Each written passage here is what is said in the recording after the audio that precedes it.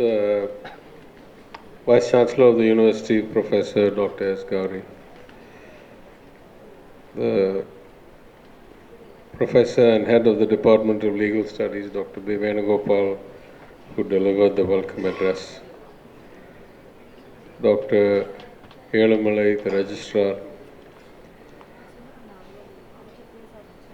Thiru G. Balachandran, IAS, former Additional Chief Secretary of the Government of West Bengal, distinguished guests including Justice Akbar Ali, Assistant Professor Dr. G. Rajshekhar, who is due to deliver the vote of thanks, and most importantly, delegates, faculty, students from University of Madras and all over who have come here to attend this two-day seminar.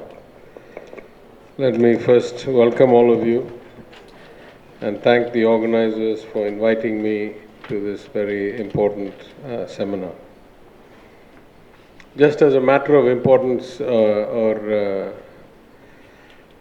in a university context, I must first validate or clarify some facts among the earlier speakers. In fact, last year we reduced the revenue deficit by 16,000 crores, not 7,000 crores, so it was a much bigger number. This year I think we'll do even better than that. So we are on track under the leadership of our Chief Minister to make significant progress in very short time. I also want to talk a little bit about this notion of rescuing universities. I have studied organizational theory, human psychology in multiple places.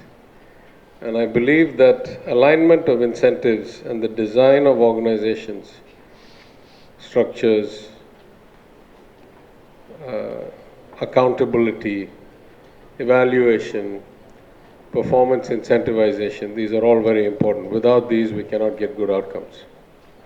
In that sense, one of my big concerns has been whether it is public sector enterprises under the BPE or universities that are autonomous by design because we want to keep academics independent of interference from the administration. We often find that autonomy works as a one-way street. So all decision making, hiring, paying, investment, etc. is done autonomously. And when financial troubles hit, all of a sudden the government is the bailout for all these entities. So I have been very clear. I am all for autonomy as long as it is a two-way street. If you run independently, whether that is public sector enterprises in power or milk or any other place, in a way that you take care of your own finances, we don't want to interfere in your functioning. It is only appropriate that academia, that enterprises should be a part of politics, and governments have a tendency to swing towards politics. But if you require funding from the government, then the government is going to ask you some questions that might be uncomfortable about ratios of expenditure towards what they're intended and so forth. I don't want to get too far into the detail, but I would say that, as the Vice Chancellor here knows, we've already made significant progress last year in some one-time settlements. We are happy to do what we have to do as long as responsibility flows in both directions. And so we'll do the right thing. The other thing, a minor thing I want to say is that, like the professor, I too had a PR in Singapore. I also had a green card in the US. I gave up both of those to come back. So I'm definitely a returnee at some level. Now I want to make a very, very important distinction or a clarification from Mr. Balachandran's statement. The notion of social justice far predates Periyar's involvement, starting with the self-respect movement and into the DK. When the Justice Party government was formed in 1921, Periyar was a member of the Congress. When the legislation for women to have the right to vote was introduced and passed, when compulsory elementary education for boys and girls was introduced and passed, when the communal GO was introduced and passed for caste reservation, all those were done by the Justice Party prior to Periyar leaving the Congress. So we must not must not forget that there were crusaders that were long before the self-respect movement working on social justice. Anyway, with those corrections, let me talk a little bit on the subject at hand. Democracy and social justice. Two distinct but correlated in multiple ways notions. The notion of democracy, in my mind, is at its core one person, one vote, equality. That is, that every person has equal say in determining the direction of the collective of all people that is formed into a republic, a country. In that sense, democracy actually has some strengths and some weaknesses. Its key strength by design is to allow and yet mitigate a capitalist economy or a free market. It allows it by having rules and regulations and ensuring that markets can function without excessive interference or cartelization or capture. But it should work in such a way that it doesn't allow the benefits to go to so few that the Karl Marx view of the world, where the returns to capital become higher and higher and higher, and the returns to labor become lower and lower and lower, to the point where the social structure is broken and you have blood on the streets revolution because the workers at the bottom of the pyramid revolt against getting less and less of the share. So I think the problem of executing the vision of democracy in any country through the constitution, most constitutions are fantastically well designed. But when it comes to execution, scale gets in the way. If you think about it, one man, one vote works, or one person, one vote works very well when we go down to the council elections and we have about 1,000 or 2,000 voters per every councillor. Truly, the accountability of the elected to the electorate is real, is tangible. You get to something like an MLA, and now you have about 2.5 lakh voters for every representative. The direct connect is not that strong. The ability for any one individual to hold an elected representative accountable is not that high. And in fact, the ability to influence the outcome through mass media and other communication becomes more important or becomes higher. So you start to see the breakdown of this notion of the relationship and accountability between the elected and the electorate. And then of course you go to something like a Lok Sabha seat or large-scale democracy where you have in Tamil Nadu about 1.5 million people, 15 lakh people elect an MP. And now that link is completely broken, and the party system and propaganda and larger picture values and the notion of projecting some particular leader as if that leader is God and can change outcomes, all of this starts getting in the way of true democracy. But in design, democracy is intended, let us be very clear, to increase equality, to ensure accountability, and to give every person equal treatment in many aspects, in every aspect. What about social justice? What actually defines a society, and what do we consider justice? As many people pointed out, particularly Mr. Balachandran pointed out, at different times the dividing line of who is above and who is below the line of equality has changed. If you look at societies like the United States, at one time it was about religion, or Western Europe, who was a Catholic versus who was a Protestant, there was discrimination. If you look at different points, it was about race, who was of African origin or who was of Caucasian origin. At other points in other societies, it was about class, who was of the working class and who was of the landed or the noble class, as they called it then. In our case, in Tamil Nadu, it has been long about caste or community, who are forward caste, who are backward, who are oppressed, who are scheduled, and so forth.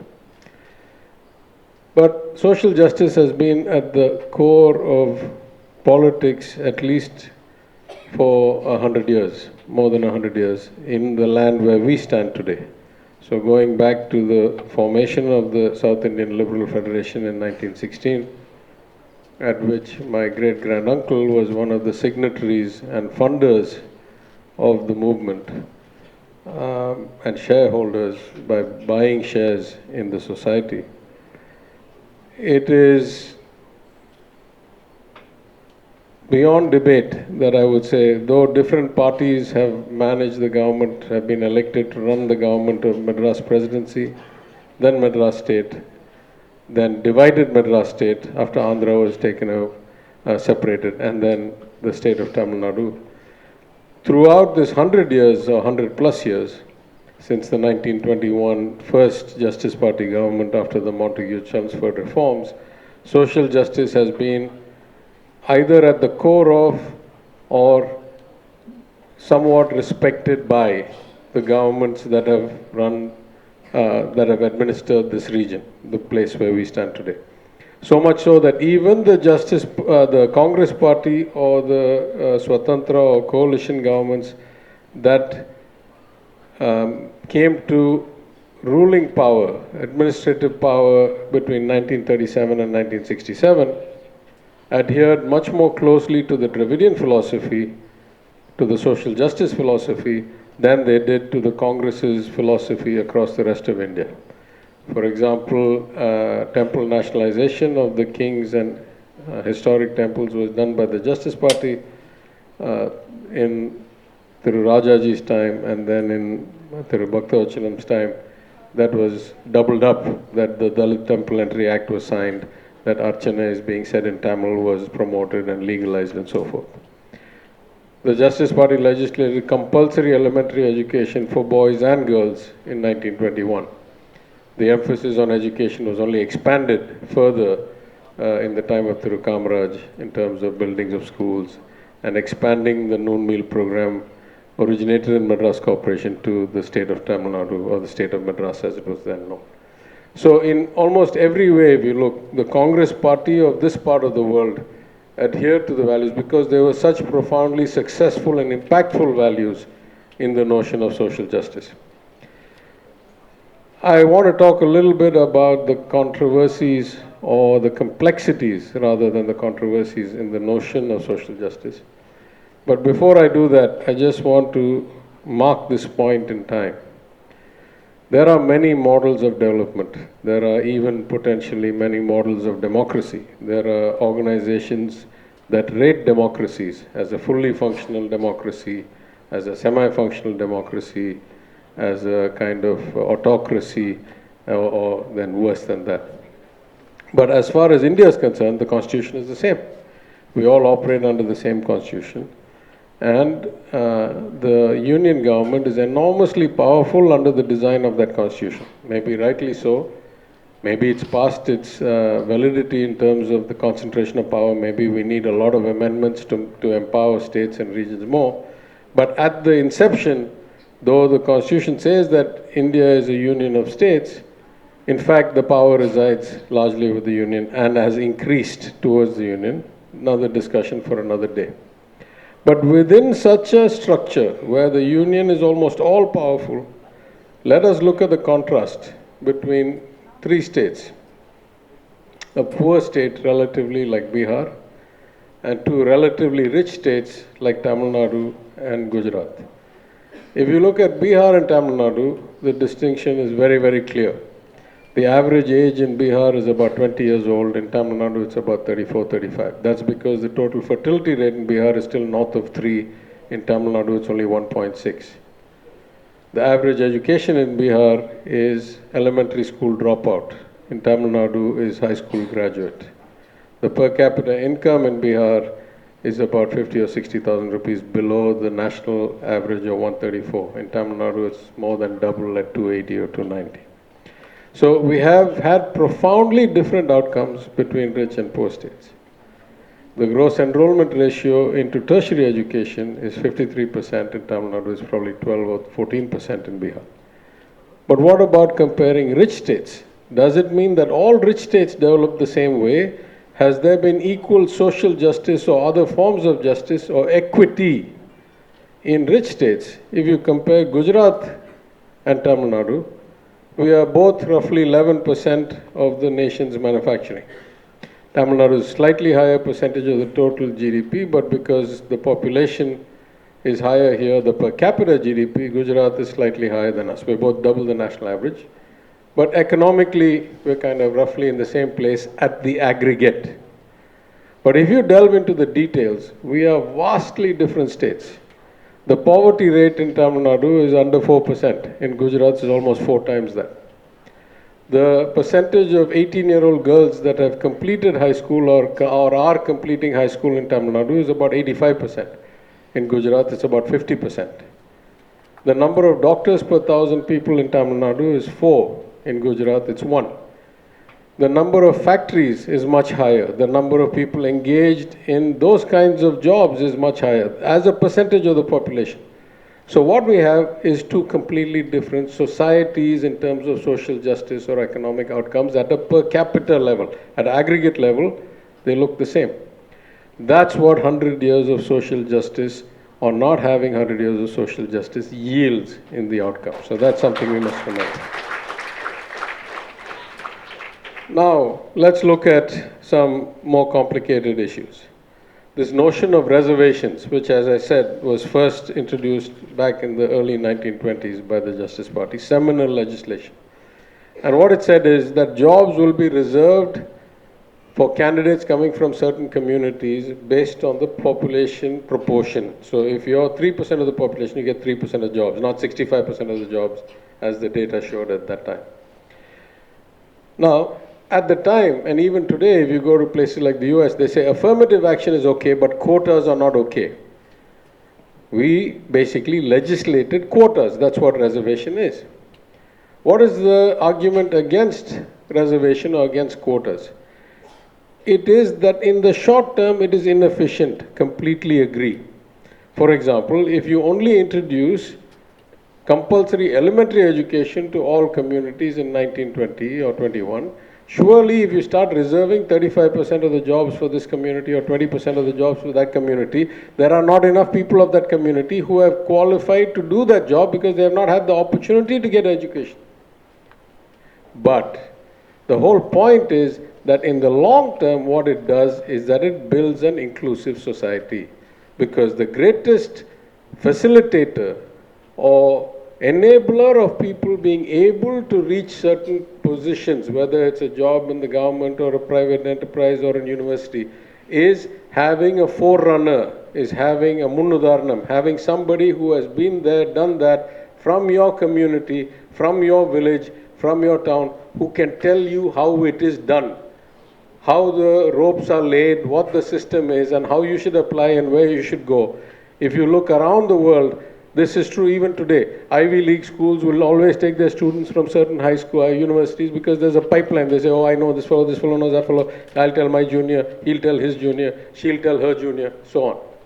So this ability to create coattails, to create a pipeline, to create a guide is in the long term so valuable that we don't mind having inefficiencies. Societally, of course, there will be individuals who will say, I'm super qualified, but because you constrained the quota for my community, I did not get this job. This individual is not so qualified, but because you gave some quota for that community and there are not enough qualified people in that community, therefore that person is going to get a job. Individually, I am more qualified than that person. True. But if we don't make the change today, for 50 years there will be a continuance of those who are qualified and have a guide and have a pathway and have an example to guide them. And those who don't have something like that will never be able to break through. So even though there are arguments to be made that reservations and hard quotas are inefficient in the short term, that is the price we are willing to pay, policy-wise, government-wise, administration-wise, for the long-term benefits of making a system truly inclusive. So in my mind, that's not really a controversy anymore. Another area where we get a lot of kind of pushback or a lot of sloganeering is that somehow measurement is a bad thing. Measurement is against social justice. No, no, you cannot put a meter on my power. No, no, you cannot put a meter on my water because it is the slippery slope that is going to lead to charging tomorrow, or it is going to create some negative impact in the future. Actually, we need to step back a little bit, right? If we want to look at justice, the classic symbol of justice is the Lady of Justice who is blindfolded and holds the scales in her hand. The notion being that in the eyes of the law, everybody should be equal. That's the equivalent to being blindfolded. I can't see who is approaching me with a case. I should treat them equally, irrespective of who the individual is. In fact, I would argue the other way, that as far as the law is concerned and the judicial system is concerned, any country where people can play their privilege rather than get level treatment is not really a democracy, is not really a country under the rule of law. But the problem is, if we continue that kind of model into social and economic justice, now we start running into trouble. So if you look at the symbol of the Justice Party, it was not the lady holding the scales, it was just the scales.